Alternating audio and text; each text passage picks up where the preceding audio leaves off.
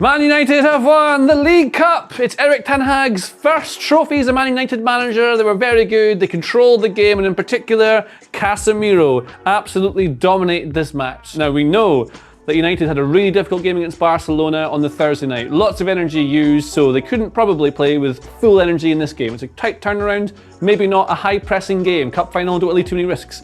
Newcastle, we knew they were going to be running with the ball constantly. When they get the ball, the mission is to go forwards always. This is what they want to do. They win the ball, they carry it. It's all about carrying the ball. It's not about neat and tidy passes. They want to carry the ball forward and then trying to win it back high up the pitch so they can push players up. So from the start you had, obviously Wilson we get as the striker, Saint-Maximin trying to get him 1v1 against the fullback Dalot, because that's going to be a big battle. Guimaraes and Joelinton would help out in these sorts of areas, half spaces, Almiron wide, coming inside to help out.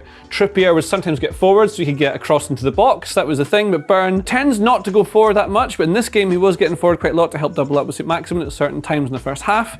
Botman and Schär stayed back, and Longstaff was playing as more of the deep lying playmaker, the guy in the middle to kind of be the anchor. Man United a bit different to normal. They know Newcastle are going to go at them with energy from the start. They know that. So rather than push high, they actually sit a little deeper. So they don't play a really high line that would encourage Newcastle to get balls over the top to people like Wilson or Saint-Maximin. What they want to do is sit a little bit deeper so that there's less space in behind, and they can try and win the ball in midfield. And if they win the ball in midfield around these sorts of areas with Fernandes and Fred, then they can counter and use Rashford and Antony on the counter. It's like a transitional team. When Ten Hag first came in, they were very good at transitional football. That's what they've been good at for ages, playing on the counter-attack, and Ten Hag has transformed into more of a possession-based, positional style team. It's very fun to watch, but in this game it suits them completely to not have the ball. And in fact, Newcastle had 61% of possession. They seem to have more of the game, but United always looked in control, and they controlled it by being out of possession. So you can control it with the possession and try and control the game the way you want, or you can control the game without possession and show the team where you want them to go. The first goal is a free kick from the left side, really well taken. Shaw takes it, Casemiro, the important guy,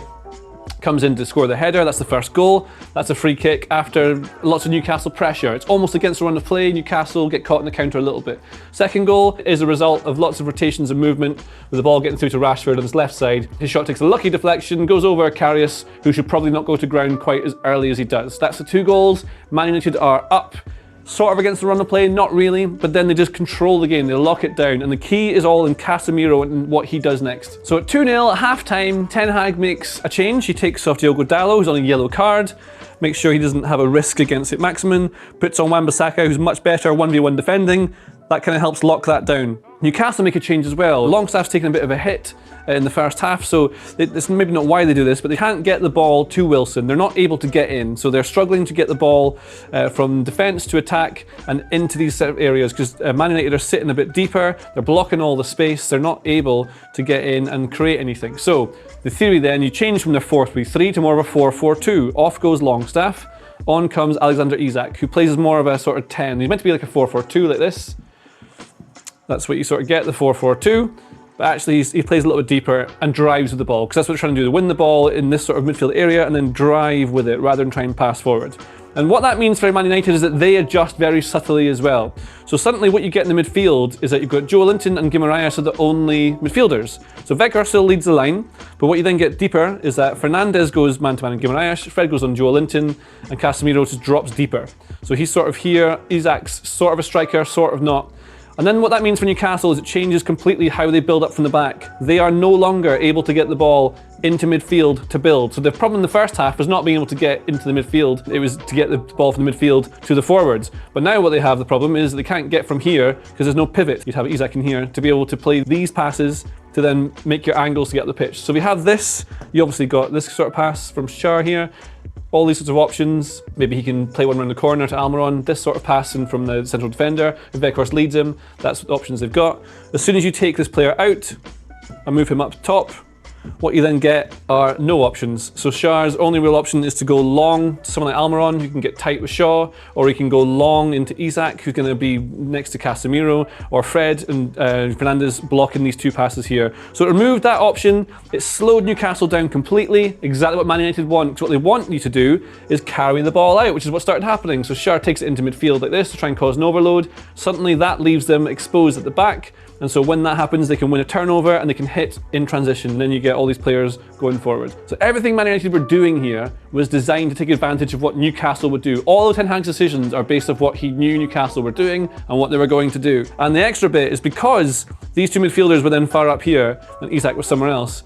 What started happening was United happy to absorb the pressure, happy to sit a bit deeper. Casemiro then essentially operates as an extra centre-back and blocks it. There's just no way to get past this. Anthony's helping out the back, Rashford's getting back as well. Then your midfield's blocking it. Weghorst maybe up top, he gets subbed off after a little while. But what you get is Casemiro doubling up. So when the ball's going to the left-hand side, say Maximin might be 1v1 with Wan-Bissaka, but he's not 1v1 because Casemiro comes across to block it. So he can't go down the line, Wan-Bissaka will win the tackle, can't go inside, Casemiro will win the battle. That's that lockdown. If it goes to the other side and you've got Almiron trying to get in amongst it around here, or Isak doubling up with him, Casemiro gets over, and then it's a 3v2 in this sort of position here.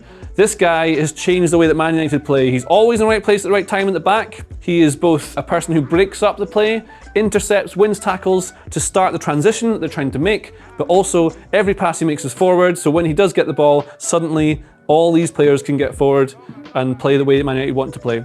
Absolutely perfect for how Ten Hag wants to play, absolutely perfect for almost any manager. He's one of the best players that Man United have had in recent years. Really important. Without him, Man United wouldn't be in complete control of the game as they were. And that is why I say Casemiro is the real key to this game for Man United, on top of Ten Hag's tactics, which completely and perfectly took advantage of what Newcastle were going to do, what they did, and that's how they scored their goals. And that's how Man United won the League Cup final. If you like this video, please consider subscribing to the channel. The Athletic is home to some of the world's best sports journalists, including journalists dedicated to each Premier League team, so every fan gets the coverage they deserve, not just the big clubs. And you can try it for free now for 30 days. See the link in the description.